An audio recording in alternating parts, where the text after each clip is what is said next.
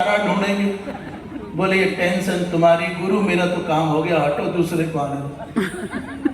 वहां कामधेनु खड़ी थी, कामधेनु पकड़ करके वशिष्ठ जी महाराज को दे करके बोला गुरु शिवार्पणमस्तु।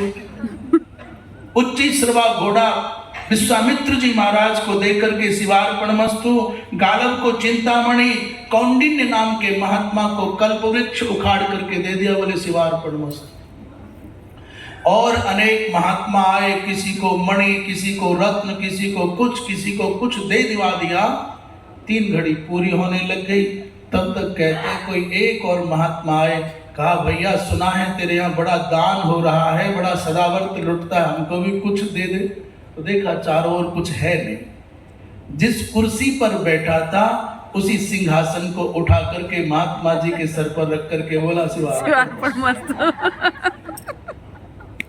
खड़ा हो गया।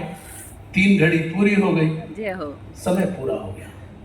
आप सोच रहे हो 3 घड़ी पूरी हो गई, हमारे तुम्हारे पास भी 3 ही घड़ी है। बस उन 3 घड़ियों का अंतर इतना है, बचपन, जवानी और बुढ़ापा।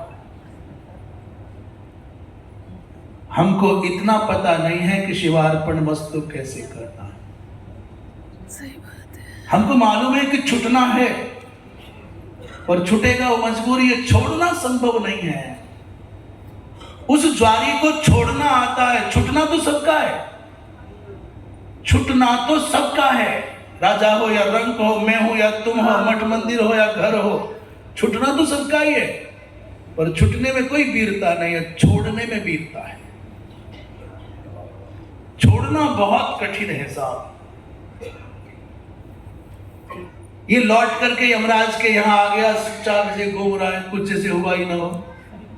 अब सोचो यहाँ तो कोई बात नहीं, असली वाला इंद्र आया, उसने उजड़े हुए स्वर्ग को देखा, अरे मेरा घोड़ा, अरे मेरा हाथी, मेरी गाय, अरे मेरी कुर्सी कहाँ गई, मेरी अप्सराएं कहाँ हैं। तो जो कर्मचारी थे, उन्होंने कहा साहब अल्पकाल की, थोड़े टाइम की एक नकली सरकार आई, वो सारा खजाना उड़ा दिया।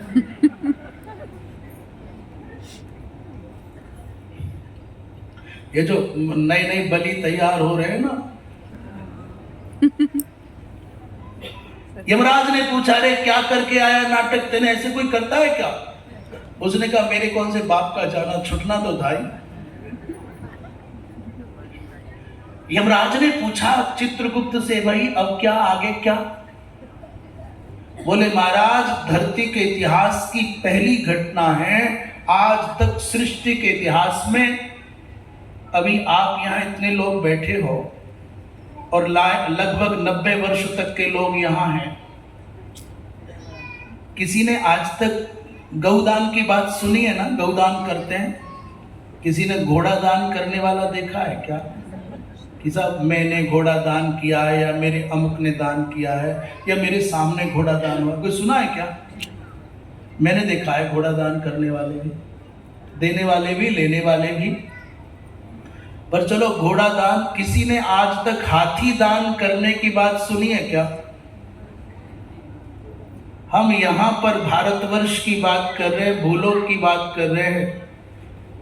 हाथी दान करने वाला धरती पर कोई मिलेगा क्या?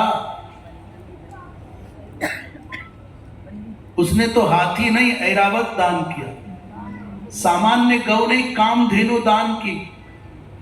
भूमि दान करने वाले मिलेंगे, स्वर्ण दान करने वाले मिलेंगे, अन्न दान करने वाले मिलेंगे, परंतु भूमि दान तो ये कामधेनु दान।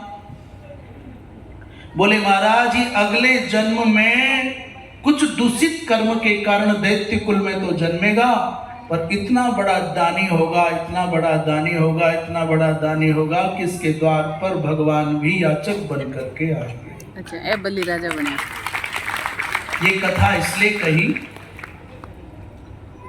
कि एक समय जिसका जीवन गंदी नाली के कीड़े के जैसा रहा होगा, जुआ भी, शराब भी, बेश्या भी, सारी दुनिया की सब बुराइयां,